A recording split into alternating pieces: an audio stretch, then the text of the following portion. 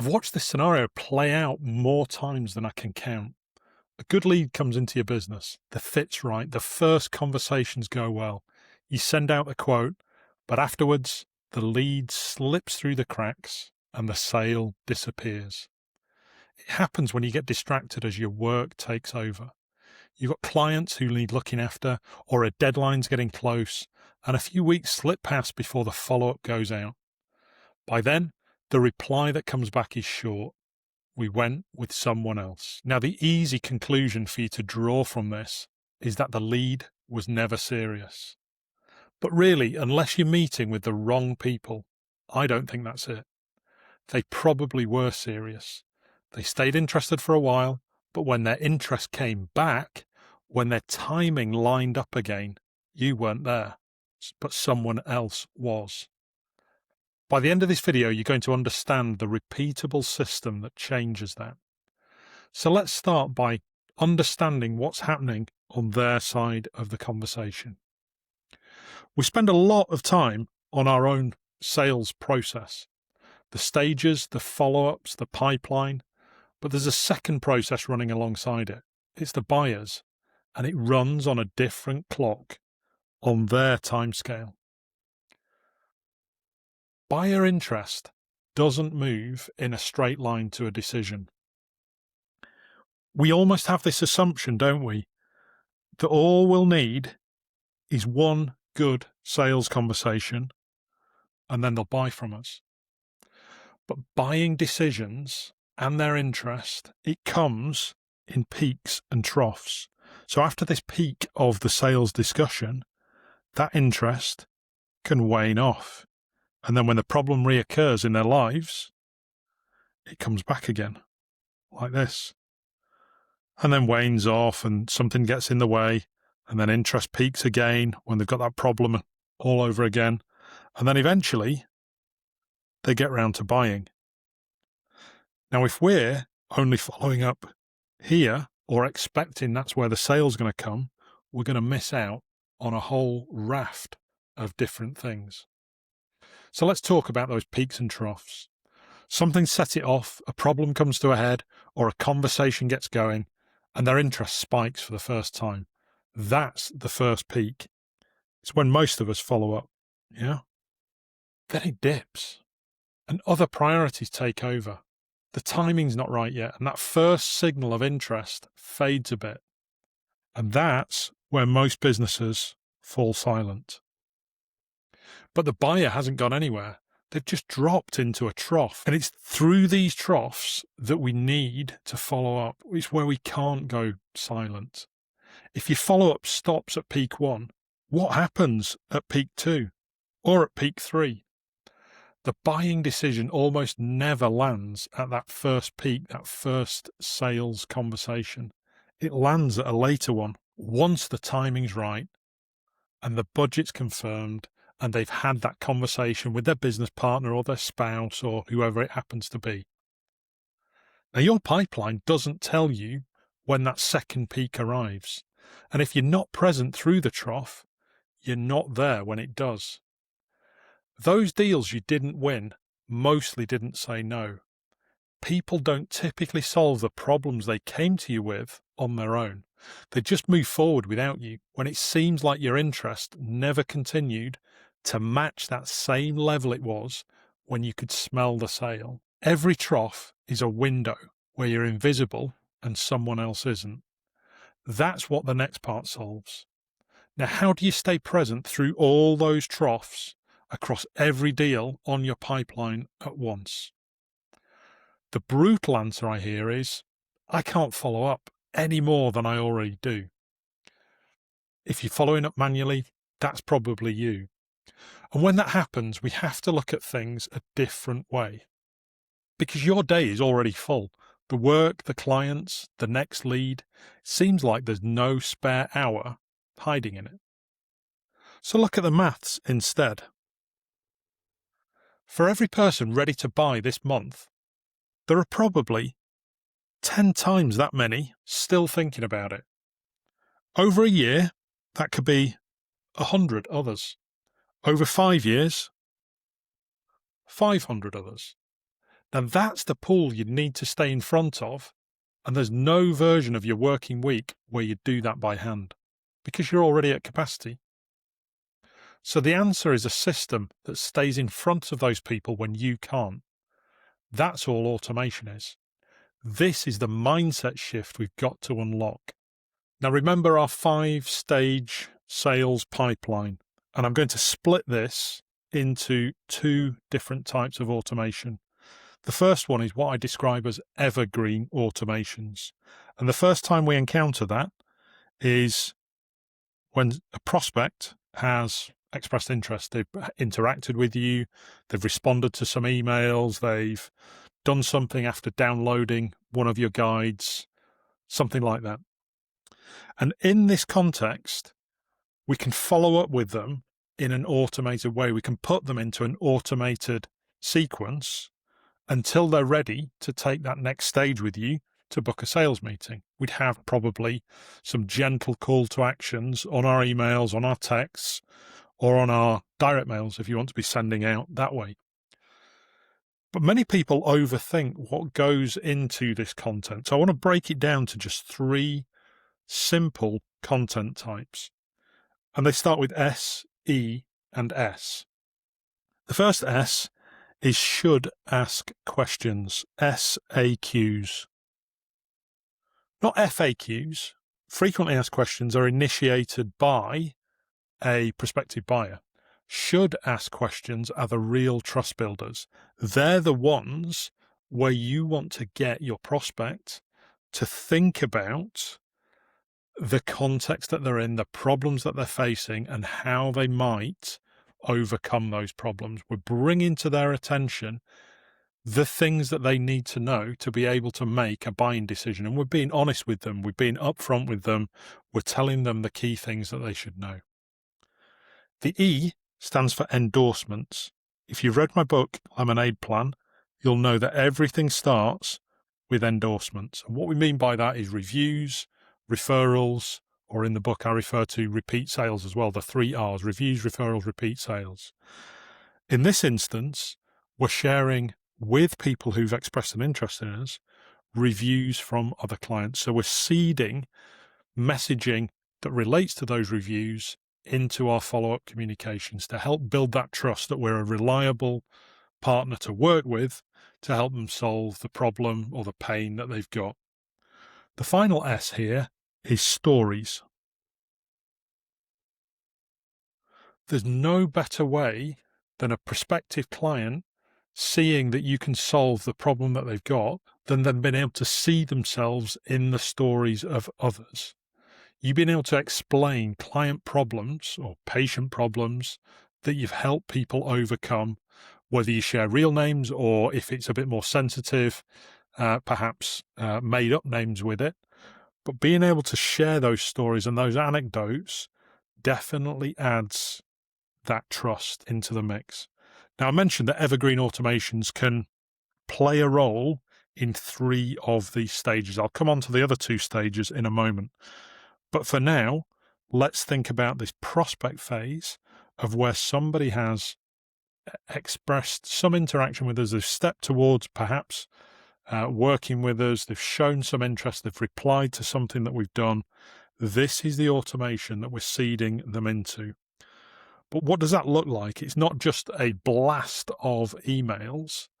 It's not one email and then silence. It's not, as I describe it in the book, the workout playlist of emails where you've probably had this, where you've expressed an interest in something and you've had an email from somebody every single day for about a week and it leaves you exhausted and then you hear nothing afterwards and nothing leaves you falling off that trust cliff more than somebody expressing a lot of interest in you, sending you emails regularly, and then nothing at all.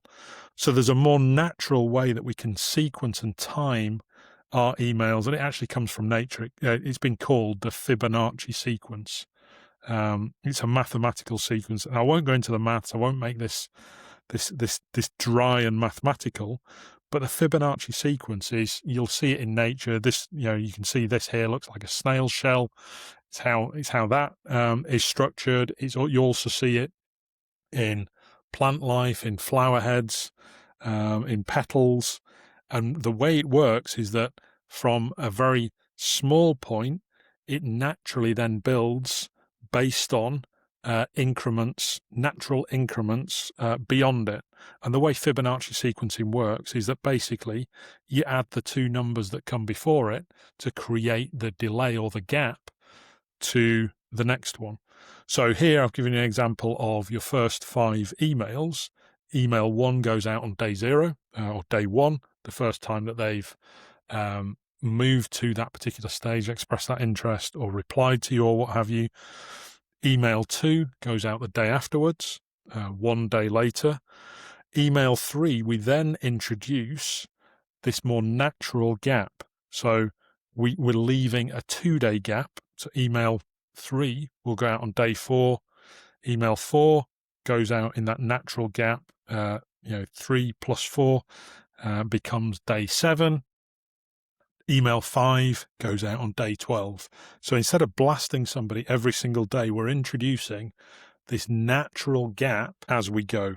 And you can see how that builds. Day 1, day 2, day 4, day 7, day 12. We've gone from a gap of 1 day to 2 days to 3 days to then 5 days. And then if we build up those gaps up to about a 2-week gap and then stop at that, because we don't want to be leaving it much more than 2 weeks before we interact with them, that helps us to build our sequences of emails and do it in a natural and sort of friendlier way and more responsive way to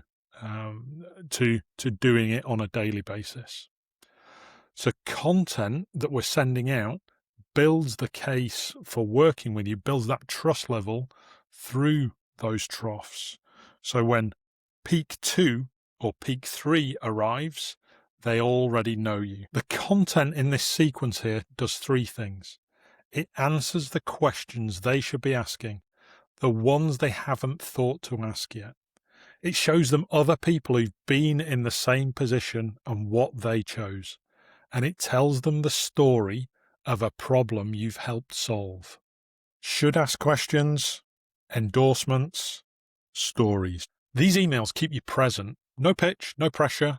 So when their next peak arrives, here, here, or here, you're not a faint memory from weeks ago. You're the person they've been hearing from. And with a little help from AI services like Claude or AskPip, you can get these emails written and set up in a day. You can trigger them at the right time in software like High Level or ActiveCampaign, and they keep working for you as your evergreen sales manager. So is that it? You build the evergreen sequence and think that's automation done? Well, not quite. There's a second type of automation, and it's the one that stops money leaking out of your active sales conversations right now. Right, so by contrast to the evergreen ones, these are what I call dynamic automations. They solve a specific problem. Every meeting you take is slightly different. The meeting details and timings, for example. So what you send beforehand changes from one to the next. And the conversation and problem your prospect has will be slightly different from sales meeting to meeting. And without a dynamic way to follow up, what you send afterwards is hit and miss. Sometimes you follow up, sometimes you don't. That inconsistency has a cost in your own time and in what the person on the other end experiences. If your quote is slow to materialize or seems out of step with the tone and energy of the meeting, that's a red flag to them. So let's look at our dynamic automations. We've got dynamic automations at the sales meeting and prep quote stages. These need dynamism in the automation to tailor those differences that occur at the different stages. So we've got interactions before the sales meeting. That's going to be explaining what the meeting's about. It's going to be giving them details of perhaps where they need to dial into, the time of that meeting, those reminders via email and text. Then we'll have processes, if not automations, that you'll be running during the meeting. You'll have either a shared agenda that you've shared with the person that's meeting, or you'll have your own agenda that you keep to yourself for it. And then we've got after the meeting, where what we want to be doing within minutes of that meeting finishing is summarizing what you've covered in the meeting, what you've promised that you'll do afterwards, and give them a timescale for when you'll get the quote to them if you've agreed that you'll quote for their business. So that's immediately after, a few minutes after. You can use your AI note taker if you have one of those, if you're meeting online, to help you prep that, but it should be just a short email with bullet points. So before, during, and after the sales meeting. And I say there's an 80% rule here. So before, during, and after, 80% of what you do should be really standardized, and we tailor it around the edges for the differences of what that meeting's about, what the details of it are, etc. Then if you've agreed that you are going to prepare a quote to serve them, we then move them into this next stage. So what are the important factors when we've agreed to prepare a quote for this prospective client? Being able to do this in a scalable way only really works if we've got a tight underlying offer and it's well defined. If our offer's quite fuzzy and it's a bespoke quote every time, this isn't scalable. This isn't systemizable. Your business will be always running to stand still after you've had sales meetings. So one of the key criteria to stick to this kind of 80% consistency rule is that we have a tightly nailed down offer and we're channeling leads for that offer into those sales meetings. We shouldn't be meeting with people that aren't right for it. If we've got a tight offer, then we can also template that offer. We can make sure that it's consistent, that it's high quality, and that any difference from quote to quote is only driven by any add-ons that we're agreeing, any service add-ons that we've defined in advance, but we're including in that quote for that client. Why does this work? When a meeting's properly prepared, the quality of that conversation goes up. When the follow-up is automatic, deals stop disappearing into an inbox. And a proposal that goes out on a clear template is the same quality whether you're having a great week or a grinding one. So one note on that last point, your quote template only works if that offer is clearly defined. Every bespoke quote built from scratch is usually a sign that the offer underneath needs sharper edges. Worth looking at. So we've covered the automations that keep people warm and the ones that make your active conversations consistent. Now we get into the one that recovers the most money, and it's the one that almost nobody builds. If you're looking at your pipeline right now, you've probably got deals sitting in a stage called something like quote. Whether that's in a proper CRM or just a folder on your computer, some are a few weeks old, some a few months, and they're all just there, open. The difference between a quote that's been out there for 3 weeks and one that's been out there 3 months is enormous. But if you treat them the same, you'll either push too hard on the warm ones or leave the colder ones alone entirely. A quote that goes quiet isn't necessarily dead. There can be any number of reasons. About 3 months ago, a storm where I live took down some of the fascia board on our roof. I got a few quotes, but the timing just wasn't quite right. And just like those roofing companies, your quotes might be out there and conversations about a problem they're having are still going on.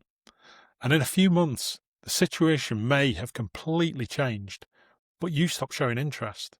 And they assumed all you were interested in was making the sale and not really helping them. So let's look at what this looks like in practice.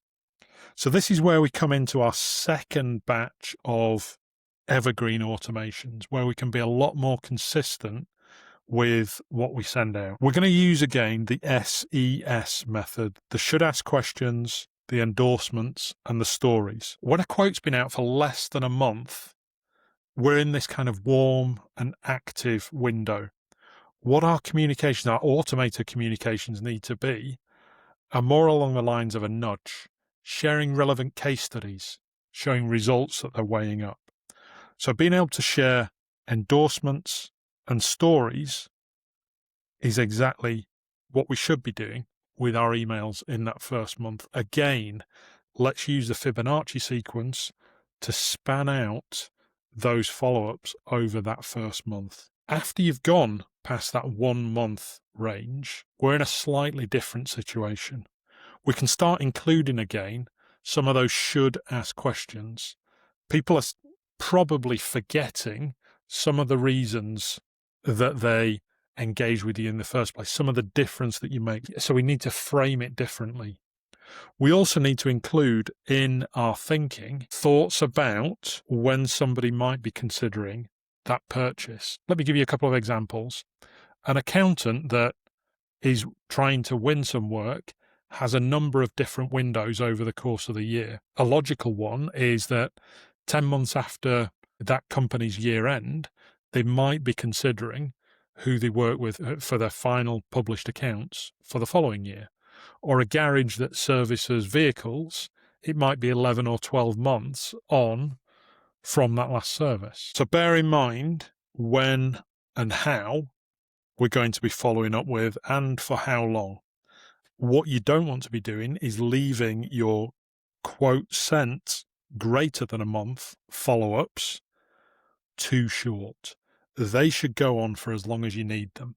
I've got clients that will literally sign work and they can track where that work is signed 3, 4, 5, or even more years down the line.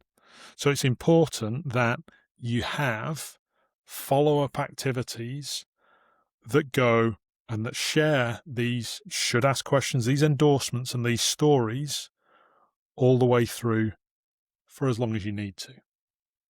So let's look back at that lead that we talked about at the start of the video, the one who went with someone else. The automation would have stayed present through those quiet weeks with relevant emails, no sales pressure, and the right stories at the right time. And when the prospect's timing came back, when they were ready again, it would have put you back in front of them. You'd have been the person that had been hearing from all along. Those leads go to whoever they have the highest level of trust in when the timing works for them. That's all it is. Presence, trust, consistency. Not a business that only gives a perception of interest if there's a chance of a sale. That's pretty seedy and trust-breaking. Imagine how you would feel when that happens to you. It's not pleasant, is it? So that's the full picture. Automations that keep people warm through those troughs. Automations that make your conversations consistent. Automations that catch the deals that got away. The question now is where to start, because the biggest mistake I see is people trying to build all of this at once. The businesses that stall on this don't really stall because of software. Where they stall is because of overwhelm or lack of clarity about where to start. They end up 3 months down the line with lots started, but nothing live in the meantime.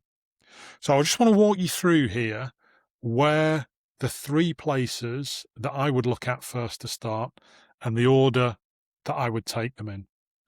Now I'm going to assume here that your quoting for work is pretty decent. If it isn't, start there first. But the biggest place that there's a drop-off is where there's already a conversation in motion, where people have already had a quote and folks drop off on their follow-up. So it's your quote sent less than a month where you're going to see the biggest return on your investment. It protects that active investment.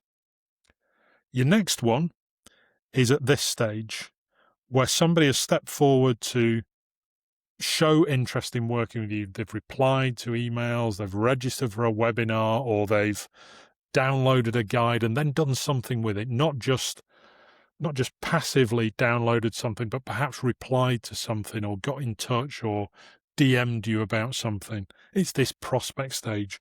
Once they've shown that level of interest, we then know that we've engaged somebody with the problem that we can solve. So it's in this, and it's having that natural Fibonacci sequencing with that SES method, the should ask questions, the endorsement sharing, and the stories that they can relate to, where there's a biggest bang for your buck in turning people that could be clients into would-be clients at the sales meeting. This order really, really matters. Each one builds on that pipeline structure underneath. Your third biggest area of improvement is in the sales meeting, in prep for that sales meeting. Somebody's booked a call with you, somebody's booked an appointment with you, and they lose interest or lose faith or lose connection with how you specifically can help them solve the problems that they have. So if we can seed some of that and keep building that trust once they've booked an appointment to meet with you, then that's a great way of moving forward. So that's priorities 1, 2, and 3. Then after that, I'd look at lengthening out your follow-up to sales quotes, and then I'd circle back on what's going into my quote and am I able to automate more of that. So that's my priority list based on working with clients in the past. You might be surprised, especially at this one, that that's not necessarily the main focus area. Quotes are really important, but how we set the scene for that, how we run those meetings, how we prep people for those meetings, and how we follow up afterwards to show that we're the trustworthy partner to help them solve the problems that they've got is far more important than what we actually physically put into that quote. So if you're struggling with this and you want help putting any of this together for your business, go to askgareth.com and just start a WhatsApp conversation with me there. We'll take a look at where best to get you started. So this is the pipeline we built in the last episode, and it's the track these automations run on. But if we get the stages wrong, the automation's firing at the wrong time or for the wrong reason, it all goes wrong. But if we get them right, everything we've covered today works exactly as it should. Structure first, automation second, in that order. If we do it the other way around, we've just automated the snakes that we talked about before in that snakes and ladders game. Now, everything we built today assumes your pipeline has the right people entering it. There's a stat that reframes how you think about this. Less than 2% of people searching for a service like yours are ready to buy right now. The other 98% need something completely different from you before they'll ever be a prospect. How do you reach them? How do you capture them? And how do you make sure the wrong people stop clogging up your time? That's what we'll cover on the next episode. And if you're watching this on the replay, it's right up here for you to go and watch. I'll see you there.